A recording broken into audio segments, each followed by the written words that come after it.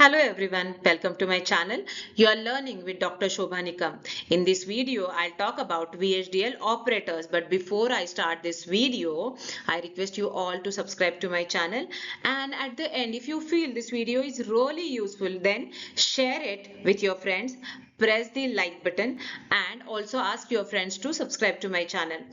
So before you learn anything, you must know why you are learning it. So VHDL operators are used to perform operations on data objects. So which are data objects? Signals, variables, constants.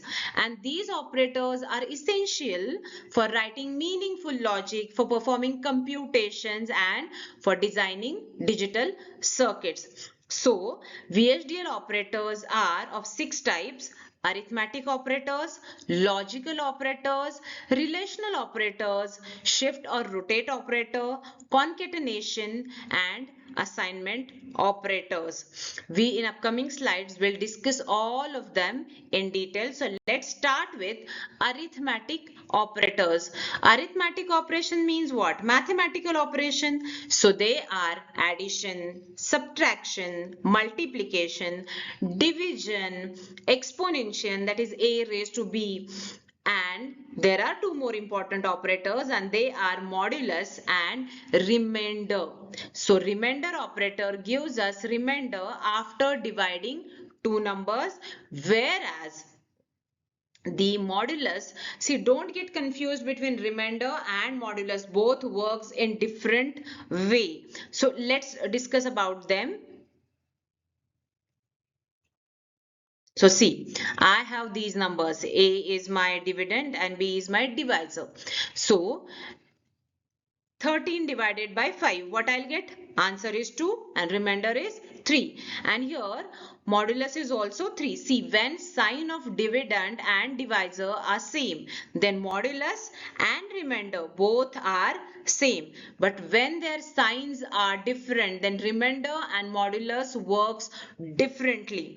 See, remainder exactly gives us the remaining value. 13 divided by 5, answer is 2 and remainder is 3. So here answer is 3. Every time it is 3. Only the sign is, it holds sign of dividend, not divisor. Whereas in case of modulus operator, here see, it answer is not 3. It is 2. So it works differently. So how modulus works? See, A is minus 13 and B is 5. I have taken the second example. So here the formula for A mod B is A minus B multiplied by floor A divided by B. And floor function, job of floor function is, it gives after division, it gives nearest integer value. So here I'll calculate floor first. Minus 13 divided by 5. Answer is minus 2.6. So what is nearest? Minus 2 or minus 3? Of course minus 3 is nearest. So answer is minus 3. By putting values here in this function, A is minus 13, B is 5. So minus 5 multiply by my floor function, that is minus 3. Here we need to perform subtraction and multiplication. So out of these two, we always perform multiplication first. So minus 13 minus 15. 5 multiplied by 3 is 15 and it will take the negative sign. In multiplication, if one number is negative and other number is positive, it takes negative sign. That is simple mathematics. Then minus 13 minus minus, it becomes plus. Minus 13 plus 15, it is 2. So that is why modulus is 2 and it is not 3. So remainder and modulus are two different functions when signs are different. So remainder holds sign of the dividend and modulus holds the sign of divisor, and it gives cyclically nearest value. So these were arithmetic operators. Then comes relational operators. Relational operators are used to compare two numbers, to compare two variables or constants or any two data objects. So equals to sign is used to check if A and B are equals to or not. So A equals to B, not equals to B, slash equals to, less than B, less than and equals to, greater than, and this is greater than and equals to.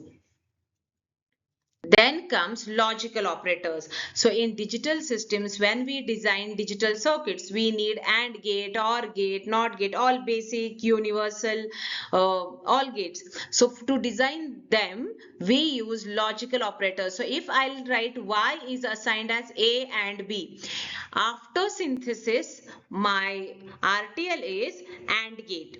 So these statements are used to generate or design gates. AND gate, AND, OR, NAND, NOR, XOR, XNOR, and NOT gate or inverter. So here I'll write Y is assigned as not A. See here, only the thing is XOR and XNOR, we don't write EXOR. What we write is XOR, XNOR.